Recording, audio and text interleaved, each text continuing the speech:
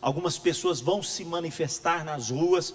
Nós estaremos aqui aos pés do Senhor, clamando, orando, para que Deus mude a sorte da nossa nação, nos liberte de toda a opressão e estratégia do inferno contra a nação brasileira, em nome de Jesus. Então você está convocado aí, olha, das 8 às 18, tempo de louvor, de adoração e principalmente intercessão pela nação brasileira. O pessoal da comunidade terapêutica já está vindo às reuniões, o Robson estava aí, o Adriano, quem mais que está aí da comunidade terapêutica? Levanta a mão aí, o pessoal da comunidade terapêutica, aí ó, vamos aplaudir esses irmãos, bênção, graças a Deus, glória ao Senhor Jesus, né?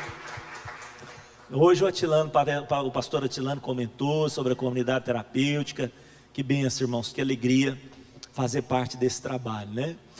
Então, eu estou compartilhando aqui uma palavra. Os papais podem ter levado, não sei se já levaram, né, as criancinhas, então acho que já levaram as criancinhas para o Ministério com Crianças. Por enquanto, Ministério com Crianças funcionando com crianças de 5 a 9 anos de idade, e posteriormente nós vamos abrir sequencialmente, né, outras idades também, à medida em que as coisas forem normalizando cada vez mais. 2162, o computador ainda está abrindo aqui, muito bem. Eu tenho compartilhado uma palavra, nós entramos agora no mês de setembro, no tema verdade em ação, mas eu sinto de Deus, de nós, pelo menos essa primeira parte, né? Eu tenho compartilhado uma série sobre os 7 segredos da oração, e eu estou no primeiro segredo. Eu acho que eu vou completar pelo menos os primeiros, irmãos, senão fica sem mente de frustração. É 7, eu não falei nem de um direito, né? Então hoje eu vou completar aqui falando sobre, né, concluindo essa questão de vós orareis assim, a forma pela qual Jesus nos ensina a orar, como é importante nós orarmos com entendimento, Obrigado, viu, Adriano, pela água.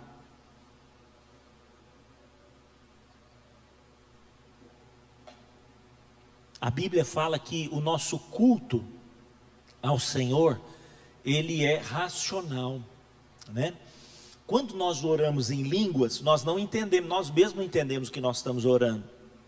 Aí o apóstolo Paulo fala assim: fica tranquilo, porque o Espírito Santo vai intercedendo através de você, mas ore também em entendimento. Então quando ele fala de orar em línguas, lá em 1 Coríntios capítulo 14, ele fala assim, ó, ore em línguas, pode orar, ore bastante, porque você está se edificando. Mas ele fala assim, ó, ore também em entendimento.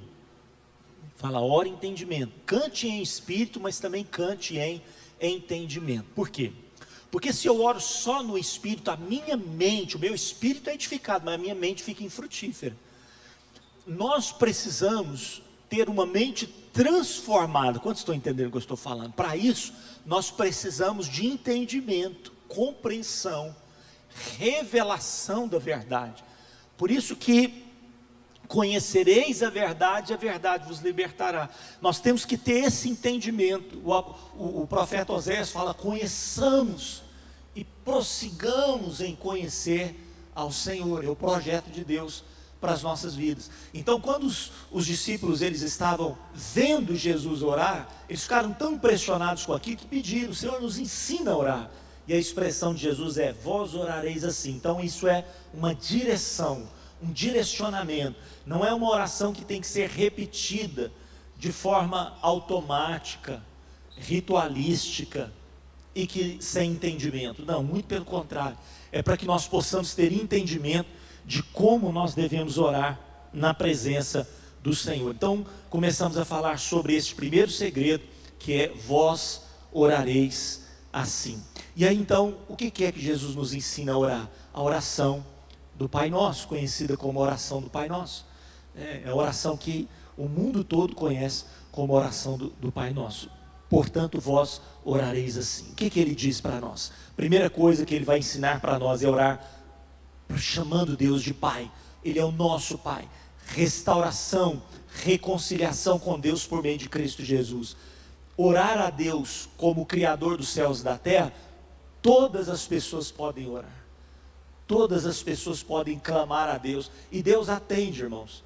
Deus atende, até mesmo aquela pessoa que não está nos caminhos do Senhor, mas que numa hora de desespero, ela clama a Deus. Deus atende aquela pessoa. Ele atende. Só que Deus se manifesta para aquela pessoa como Deus poderoso, o Deus criador. Mas Jesus está falando, eu quero que vocês se relacionem com esse Deus, não como apenas o criador, mas como aquele que é o pai de vocês. Vocês precisam ser gerados, vocês precisam nascer de novo. A oração eficaz, ela passa pelo novo nascimento. Você pode repetir essa frase comigo? Diga, a oração eficaz, ela passa pelo novo nascimento. Então eu e você precisamos nascer de novo. Nós precisamos receber a Jesus como nosso Senhor e Salvador. E a palavra do Senhor diz, Ele lhes dá poder de serem feitos filhos de Deus. Nós não somos filhos de Deus porque somos evangélicos. Nós não somos filhos de Deus porque declaramos que somos evangélicos. Não é isso que nos faz filhos de Deus. Nós somos filhos de Deus porque nascemos de novo em Cristo Jesus. É isso que nos faz ser filhos de Deus. É Cristo em nós, a esperança da glória. Não é uma religião, não é uma denominação.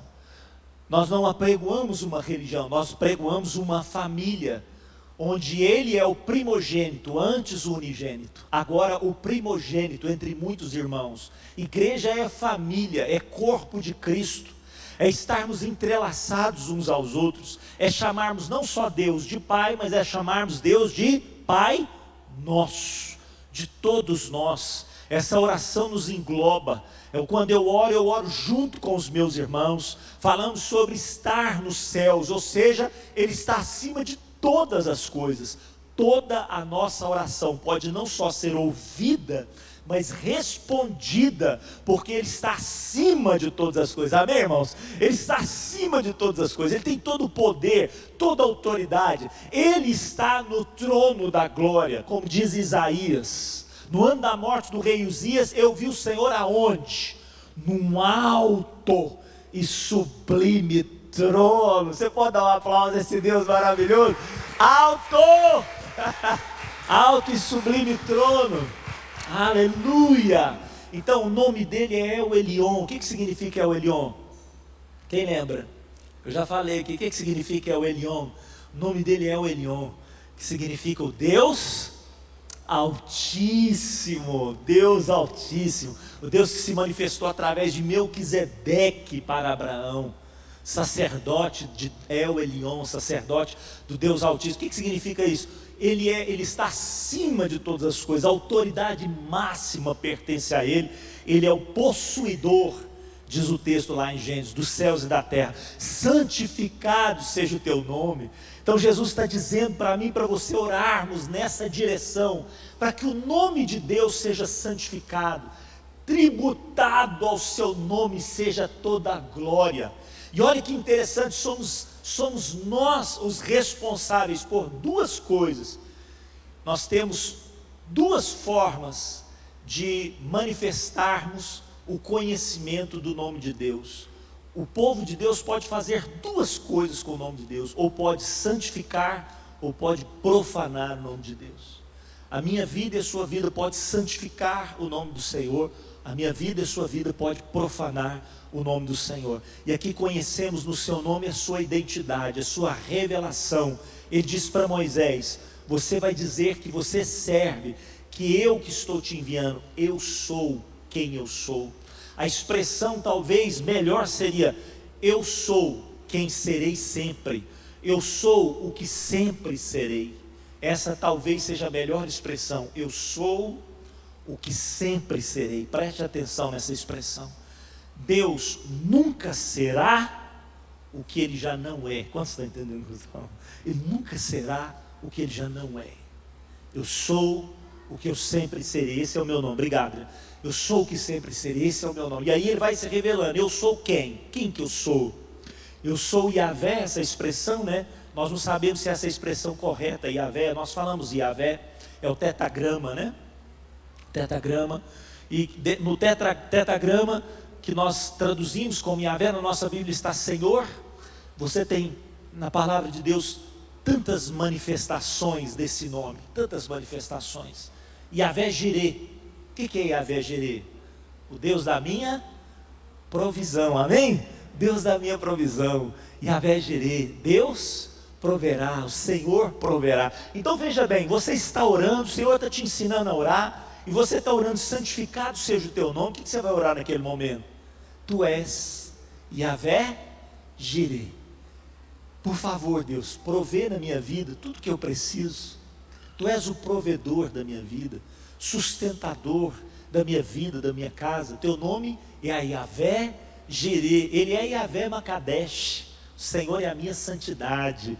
Ele é Yahvé Tzidkenu. O que é Tzidkenu? Yahvé Tzidkenu é o Senhor e a minha justiça. Ele é Yahvé Rafá, a minha cura. Você pode orar e falar: Deus, manifesta-te na minha vida, sobre a vida daquele irmão, como Yahvé Rafá, o Deus que cura. Yahvé Nissi, minha bandeira, meu estandarte. Tu és Yahvé Tsabaote, o Senhor de todos os exércitos. Quantos servem o Senhor de todos os exércitos? Yahvé Tsabaote é o seu nome. Tu és Yahvé Roi, o meu pastor. Yahvé Shalom, a minha paz. Tu és Yahvé Shammah. Nós temos um grupo de dança aqui, né? De coreografia, companhia Shammah de dança. Tu és Yahvé Shammah, o Deus que está ali. Você sabe que um dia Jerusalém será chamada de Yahvé Shammah. Isso está lá em Ezequiel capítulo 48, último versículo. Aquela cidade será chamada Yahvé Shammah. Então esse é o nome do Senhor. É o Elion, é Elohim, Criador de todas as coisas. É o Senhor, é o Shaddai.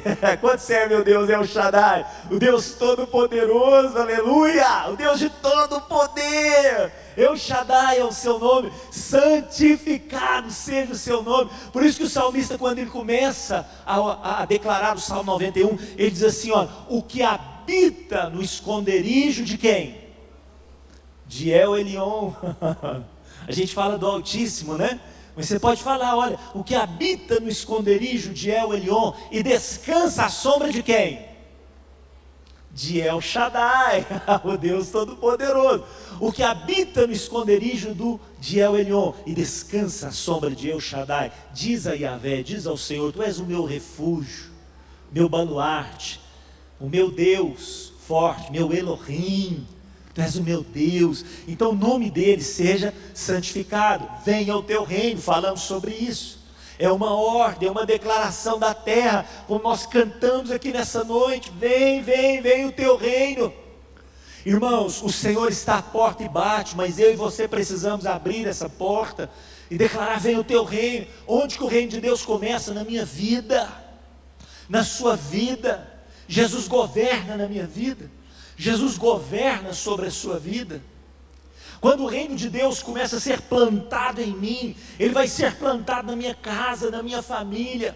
Os atributos do reino vão entrar lá dentro. Vão entrar lá dentro. Quando eu me converti, na sequência, minha irmã se converteu também, a Luciene. Nós fizemos um pacto de oração. E nós falamos: olha, vamos declarar o reino de Deus entrando na nossa casa. A nossa casa era uma bagunça, a pastora Lília lembra. Nossa casa era uma bagunça. E nós começamos a orar: venha o teu reino, venha o teu reino, venha o teu reino. Uma irmã converte, outra converte, um cunhado converte, um sobrinho converte. E o reino de Deus começa a ser plantado na família. Porque ele começa na minha vida, na sua vida. Ele começa quando nós dobramos o joelho, irmãos. Ele começa quando nós começamos a dobrar o joelho e a orar e a declarar: Senhor, venha o teu reino. Eu quero que o teu reino venha sobre toda a terra. Mas ele tem que começar em alguém, ele tem que começar em algum lugar. Começa aqui, ó. Então, antes de se levantar do seu tempo de oração, certifique-se de que você é propriedade do reino de Deus. Você é o reino de Deus ambulante. Quantos são o reino de Deus ambulante? Em nome de Jesus, amém? Então nós precisamos ser o reino de Deus ambulante, buscando o governo de Deus. O Senhor é regente sobre os céus e a terra, mas Ele começa em algum lugar. Que seja na minha vida, que seja na sua vida. E olha, a sequência de venha o teu reino é: seja feita a tua vontade. Aqui está, irmãos, talvez o ponto nevrálgico da oração do Pai Nosso. Provavelmente essa declaração de Jesus aqui seja o ponto nevrálgico de toda a oração do Pai Nosso. Porque a relação Deus e homem, a relação homem-Deus, ela é conflitada. Essa relação está conflitada justamente num fator chamado vontade. Vontade, esse é o problema. O problema de toda a história da humanidade está centrado numa palavra: vontade. Jesus nos ensina a orar falando assim: vamos resolver esse problema, vamos resolver. Você quer resolver o problema de toda a relação entre os céus e a terra? Jesus fala para os discípulos: você quer resolver o problema? Começa a orar assim: Deus, seja feita qual vontade, irmãos? Seja feita a tua vontade. Pronto, irmãos, acabou. Resolvido o problema. Resolvido. O que foi que o diabo fez? O que o diabo fez? Enalteceu a vontade do homem sobre a vontade de quem? A vontade de Deus. Esse foi o problema. O que é o pecado? É a prevalecência da vontade do homem em contraponto com a vontade de Deus. Isso é que é o pecado. É quando a nossa vontade está em conflito com a vontade de Deus. E não precisa ser assim. A minha vontade, a sua vontade pode estar em sintonia com a vontade de Deus. Não precisa estar em conflito. Não precisa. Quantos querem entrar em acordo com o céu? É só entrar em acordo. Vamos entrar em acordo, vamos ceder. Irmãos, há a vontade de Deus e há a minha vontade. Olha só a expressão do profeta. Capítulo 1 de Isaías, se não me engano, verso 19. Acho que agora dá certo. Capítulo 1, verso 19. O que diz lá? Se quiserdes e me ouvirdes, o que vai acontecer? Comereis o melhor dessa terra. O que esse versículo está revelando? Que existe a vontade de Deus, mas que também existe a minha, a sua vontade. E Deus não está falando para você anular a sua vontade. Deus está dizendo: entre em sintonia com a minha vontade. Primeiro, seja a minha vontade o seu querer, ou seja, se quiseres. Se quiser, precisa passar pelo nosso querer. Deus nos concedeu o livre-arbítrio. E o livre-arbítrio, presta atenção, o livre-arbítrio é duas coisas.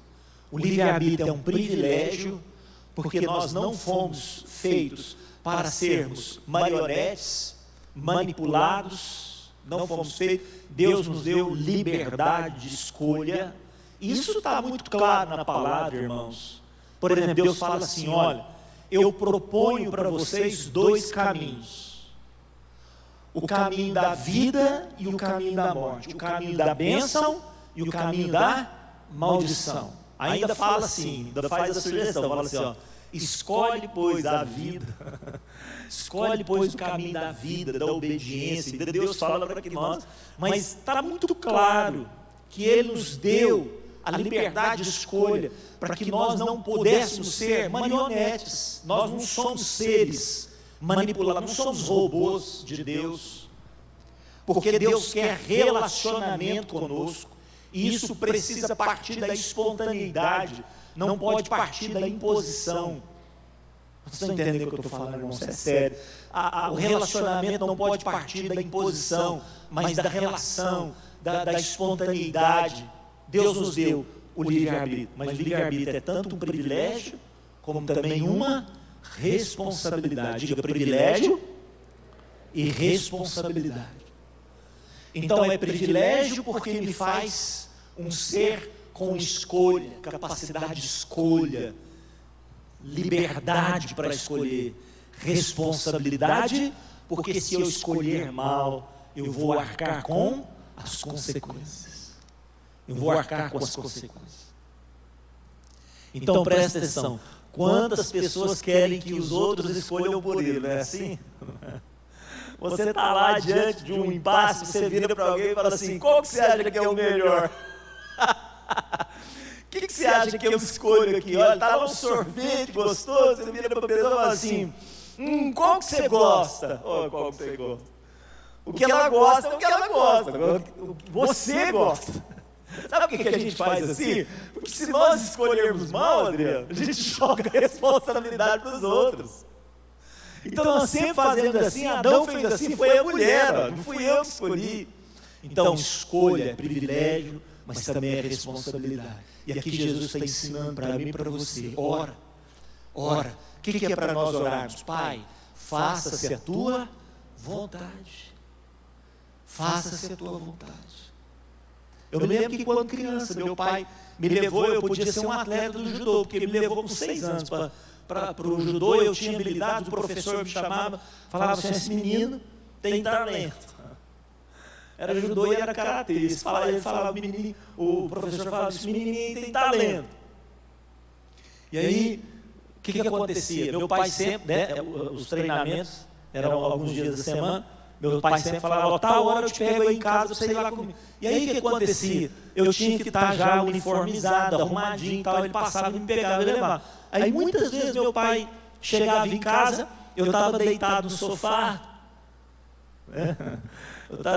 sofá, assistindo Mike Thor. Não, pastor Caio, agora o senhor foi longe. Alguém se lembra do Mike Thor? Não é o Thor não, é o Mike Thor. O da clava, né? Era uma clava assim, ó. Então ele tinha lá a equipe dele, eu amava o Mike Thor, né? E meu pai falava assim para mim, olha, se você continuar desse jeito, você vai perder essa oportunidade. Irmãos, vira e mexe, eu perdi, não fui. Meu pai me levou mais, falou assim, você está fazendo a sua escolha. Você está fazendo a sua escolha. Aí, mais tarde, entrei na escola, primeira série, naquela época falava primeiro ano primário, né? E aí estou lá na escola, sentava na frente, aprendia direitinho. Mas tinha uma galera da pesada lá atrás, irmãos, e era a galera que fazia, né, fazia sucesso.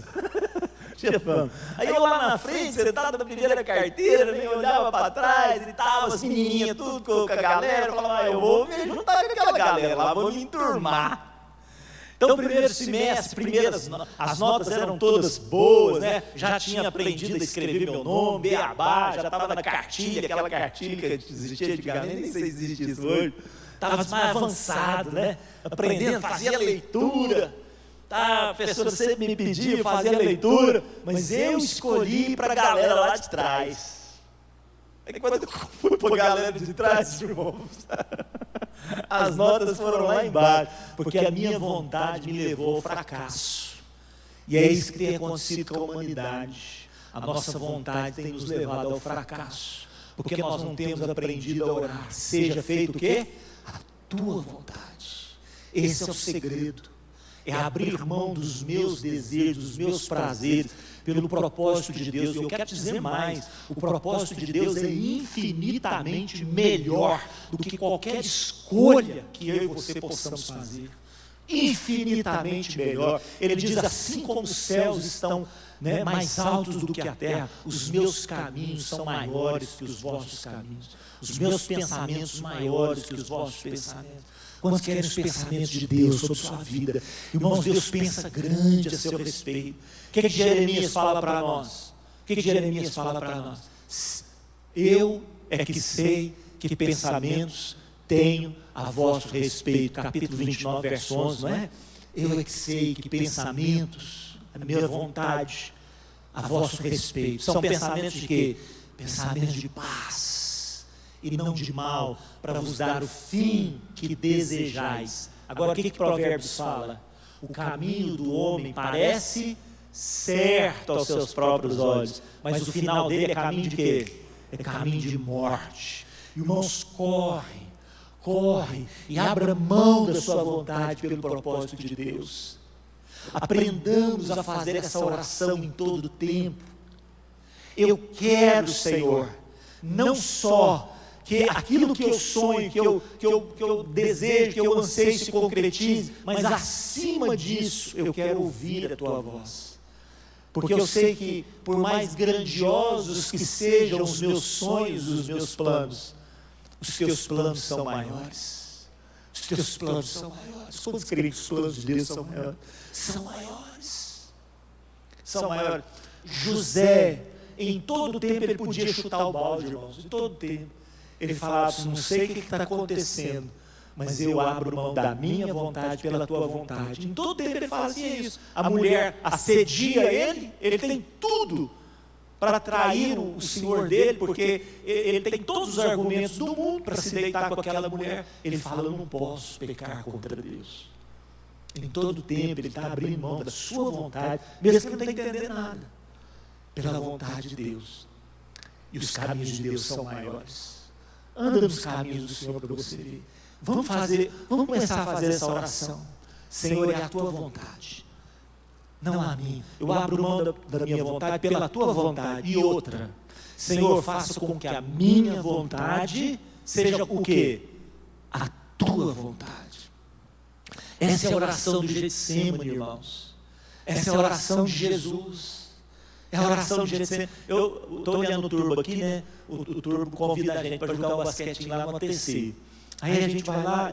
Irmãos, eu amo basquete. Quando eu era já no ginásio ali, aqui ó, no Polivalente, o professor Humberto, Zé Humberto, ele chegou para mim e falou assim, Carlinhos, quinta série, acho que tinha uns 10, 12 anos, quinta série, falou assim, Carlinhos, vai lá para o ginásio tinha acabado de ser construído, vai lá para o ginásio, procura o professor tal que treina no Araguari, e vai lá, fala que eu indiquei você.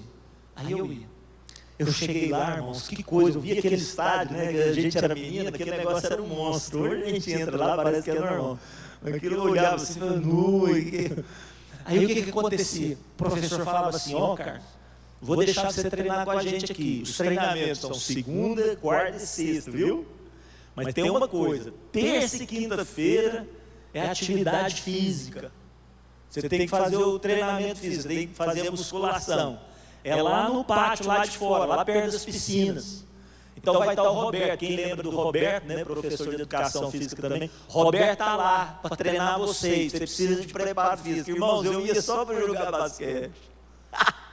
Segunda, quarta e sexta, preparo físico eu não queria de jeito nenhum. Até um ponto que eu não consegui mais, aquele pessoal começou a ter preparo físico, avançar, eu fiquei para trás. Por quê? Porque eu fiz uma escolha errada. E quantos de nós queremos as coisas, queremos alcançar, mas não queremos pagar o preço? Nós queremos o melhor de Deus. Quantos querem o melhor dessa terra? Nós queremos o melhor, irmão, você quer o melhor dessa terra? Mas quantas vezes nós não queremos pagar o preço? Ouvir a Deus, obedecer a Deus, dizer como Jesus, Pai, essa é a minha vontade, afasta de mim esse cálice, mas eu não quero que seja feita a minha vontade, faça a tua vontade. Tua vontade. Nós precisamos orar, irmãos. Precisamos aprender a fazer essa oração. Só concluindo aqui, senão eu vou ficar frustrado. Dá-nos o pão de cada dia. É um pedido, não é um agradecimento. Pode ser também, mas aqui é um pedido. Nós precisamos. Peça para Deus. Jesus fala assim, peça que eu vou te dar. Nós precisamos ter humildade para pedir o pão, a paz dentro do nosso lar. Pedir aquilo que nós precisamos. O que você precisa? De uma porta aberta? Pede para Deus. Sabedoria, pede para Deus. O que você precisa? De um emprego? Pede para Deus. Passar no vestibular? Pede para Deus. Quantas vezes a gente não pede para o Senhor, porque nós achamos que não, isso é só minha responsabilidade, isso é falta de humildade. Pede para Deus. O que você precisa? De um tênis? Pede para Deus um tênis. Pede para Deus. O que você quer? Uma casa? Fala, Deus, eu estou morando de aluguel tanto tempo, me dá uma casa. Me dá uma casa. Eu não quero uma casa para esbanjar, eu quero uma casa, sair do aluguel, ter meu cantinho, meu lugar. Me dá uma casa, Senhor. Me dá um automóvel, um veículo para eu me locomover. Me dá uma roupa, eu queria tanto uma roupa assim, assar. Pede para Deus, pão nosso de cada dia. Vamos aprender a pedir ao Senhor, nos dá hoje, perdoa as nossas dívidas. Pessoal, pode subir já, pessoal do carta escrita, por favor. Perdoa as nossas dívidas. Escuta. Aqui não é perdoa as nossas ofensas, como muitas vezes a gente ora também. No original aqui é dívidas mesmo. Você sabe por quê, irmãos? Porque tem coisa que não é nem ofensa, mas é uma dívida. É uma dívida. E durante o dia, nós ficamos devendo tanto. E se você passar de um dia para o outro, do débito, uma hora, sua conta vai estourar. Não precisa disso. Deus quer quitar as nossas dívidas. Quantos querem que as pessoas dizem? Quitar as dívidas com Deus. entrando na presença dele, fala para ele: ô Papai do céu, hoje eu pequei, eu pisei na bola, eu falei atravessado com as pessoas, eu fiquei irritado com alguém, eu me descontrolei, eu fui carnal, eu fui insensível, eu menti. Porque se a gente pede perdão pela mentira pequena, irmãos, a gente não vai chegar na grande. Aí a gente fala assim: foi uma mentira pequenininha. Então a pequenininha vai te levar para a grande, meu irmão. E as pequenas pedras que nos levam aos maiores tropeços. As pequenas pedras. Então Jesus nos ensina: peça perdão, passa a régua, tira tudo aquilo que é peso. Tudo que é peso. Você sabe que uma pessoa, ela não avança mais por causa do sentimento da culpa? Você sabe que muitas pessoas estão bloqueadas na sua vida profissional, familiar, em muitas áreas da sua vida por causa de um sentimento chamado culpa. Culpa.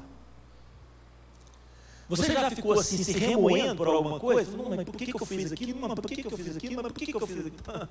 Para com isso, entra na presença do Senhor e fala assim: Deus, errei, pequei, perdoa aí, me perdoa. Aí ele fala assim: mas não só peça perdão, mas também o quê? Perdoe, porque a base daquilo que nós estamos pedindo é aquilo que nós estamos cedendo. Eu recebo aquilo que eu dou. Você pode repetir isso comigo, para ficar gravado no seu coração? Diga: eu recebo aquilo que eu dou. Quantos querem perdão? Então perdoa, meu irmão. Aprenda a perdoar. Não só com palavras, mas perdoe com atitudes. Perdoe com atitudes. Olhe no olho da pessoa, nos olhos da pessoa. Marido, olhe nos olhos da sua esposa. Você não está conseguindo olhar nos olhos da sua esposa? Tem problema. Pede perdão, ué. Mas foi ela que fez, então perdoa ela. Olha nos olhos. Não só vamos pedir para nós, mas vamos dar. Porque nós só recebemos aquilo que nós damos. Finalizando a oração, ele fala assim: não nos deixe cair em tentação. Ele está pedindo para Deus: segura na minha mão. Salmo 91 vai falar sobre isso.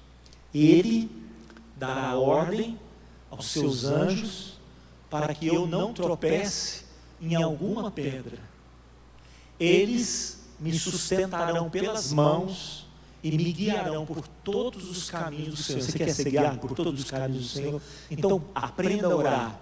Não me deixa cair em tentação. Nós precisamos orar todo dia, irmãos, porque todo dia tem tentação. Todo dia tem tentação.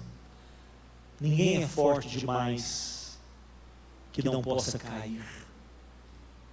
O apóstolo Paulo fala assim: você está de pé, o que é para fazer, irmãos? Cuide para que não caia. Tem uma frase, né, que as pessoas têm dito: o homem de joelhos dificilmente cai. Por isso que Jesus está nos ensinando a oração.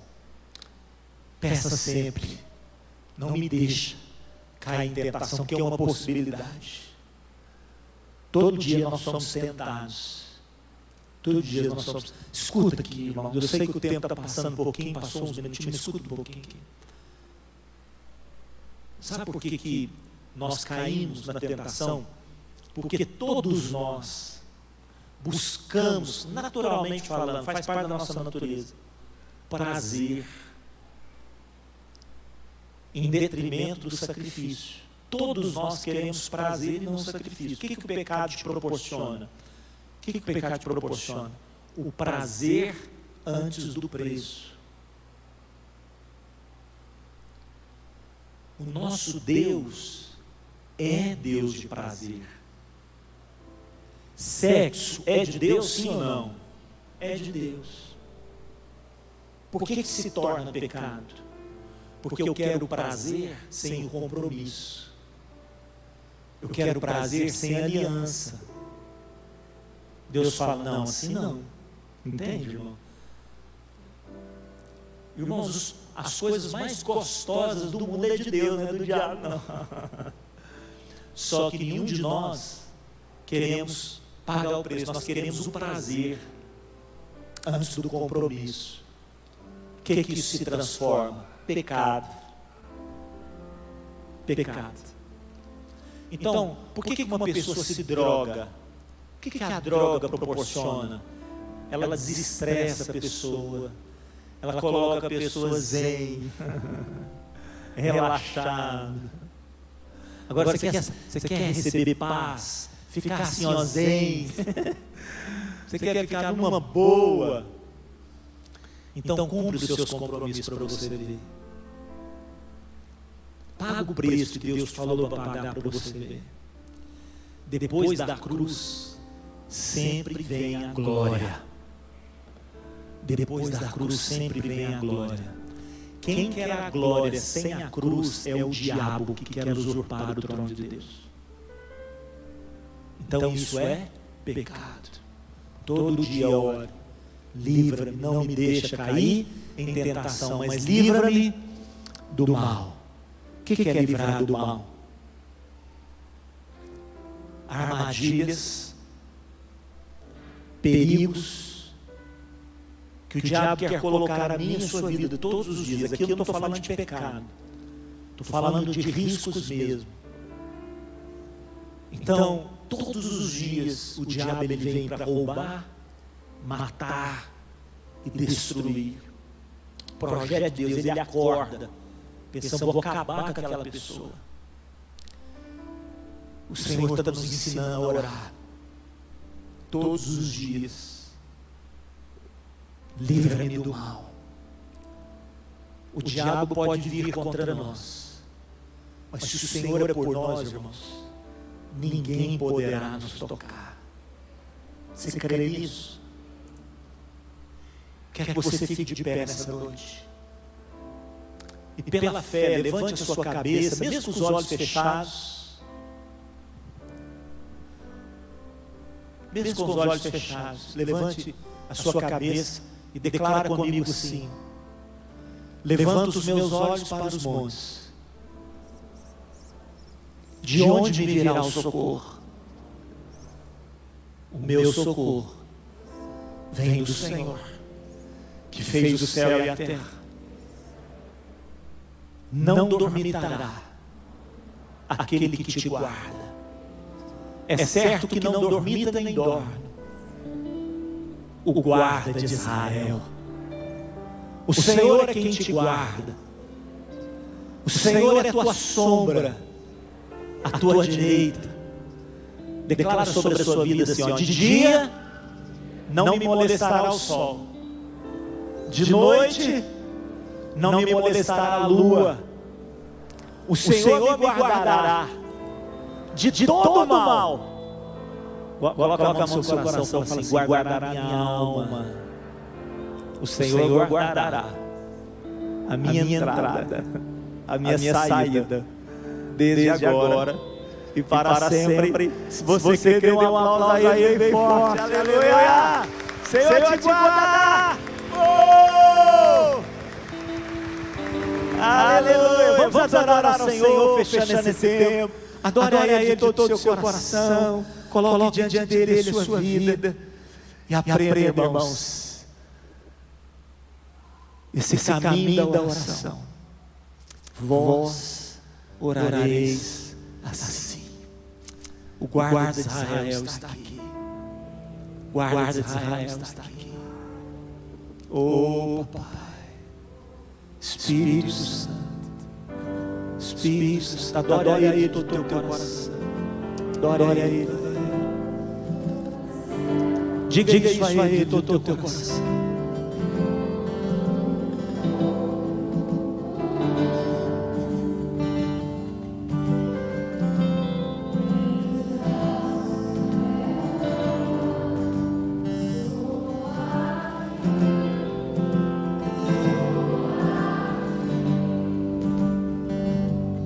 De todo o coração diga: eu amo tua presença.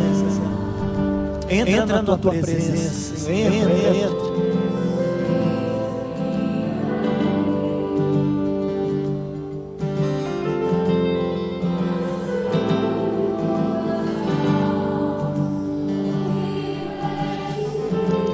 na presença dele. Diga a ele: quero ir mais fundo, quero ir mais perto, onde Deus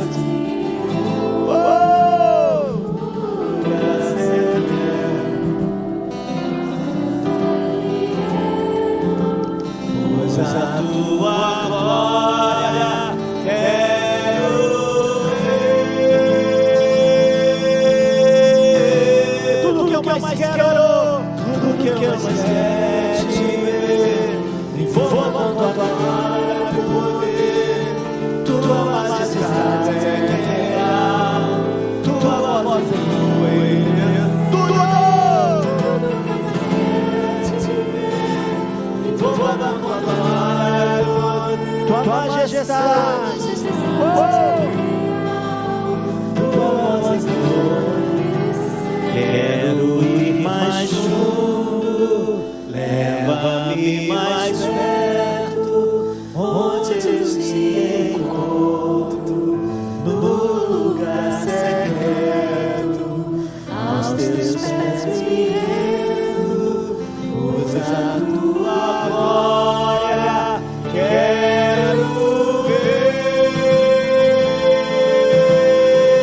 Só você que é apaixonado por ele, aplauda bem forte nessa noite.